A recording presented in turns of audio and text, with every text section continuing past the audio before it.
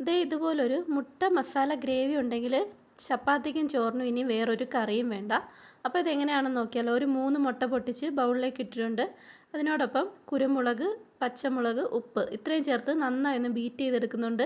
ഇനി ഒരു പാൻ ചൂടാക്കി മുട്ട അതിലേക്ക് ഒഴിച്ച് ഇതുപോലൊന്ന് കുത്തി പൊരിച്ചെടുക്കാം. ഇനി അതൊന്ന് മാറ്റി വെച്ച് നമുക്ക് അതേ പാനിലേക്ക് ഒരു 5-6 വെളുത്തുള്ളി അരിഞ്ഞതൊന്ന് മൂപ്പിച്ചെടുക്കാം. ഇനി അതിലേക്ക് തന്നെ 2 സവാള ചെറുതായി അരിഞ്ഞതും കൂടി ചേർത്ത് ഉപ്പും മഞ്ഞൾപ്പൊടിയും ചേർത്ത് സവാള നന്നായി ഒന്ന് വഴറ്റിയെടുക്കാം. സവാള ഒന്ന് വഴണ്ട് വരുമ്പോഴേക്കും നമുക്കിതിലേക്ക് 1/4 ടീസ്പൂൺ ഗരം മസാല, 1/4 ടീസ്പൂൺ മുളക് പൊടി, 1/4 ടീസ്പൂൺ മല്ലിപ്പൊടി ഇത്രയും ചേർത്ത് ഒന്ന് മൂപ്പിച്ചെടുക്കണം. പൊടികളുടെ പച്ചമണം മാറുമ്പോഴേക്കും നല്ല പഴുത്ത 2 തക്കാളി പേസ്റ്റ് ആക്കിയത് ഇതിലേക്ക് ഒഴിച്ചു കൊടുത്തിട്ടുണ്ട്.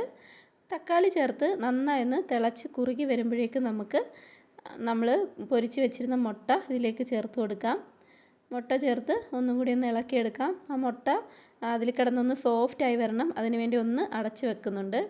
2-3 മിനിറ്റ് ചെറിയ തീയിലൊന്ന് അടച്ചു വെച്ചതിന് ശേഷം ഇതുപോലെ ആ മുട്ടയൊക്കെ ഒന്ന് സോഫ്റ്റായി നമ്മുടെ ആ ഒരു ഗ്രേവിയിൽ നല്ലൊരു ടേസ്റ്റായി വന്നിട്ടുണ്ട്. ഇനി ഫൈനലി നമുക്കിതിലേക്ക് കുറച്ച് മല്ലിയില കൂടി തൂകി നല്ലൊരു മുട്ട മസാല ഗ്രേവി റെഡി ആയിട്ടുണ്ട്. അപ്പോൾ ചപ്പാത്തിയുടെ കൂടെയും ചോറിൻ്റെ കൂടെയൊക്കെ കഴിക്കാൻ പറ്റിയ നല്ലൊരു കോമ്പിനേഷനാണ്. എല്ലാവരും ഒന്ന് ട്രൈ ചെയ്ത് നോക്കണം. ഫീഡ്ബാക്ക് അറിയിക്കണം. ഓക്കെ.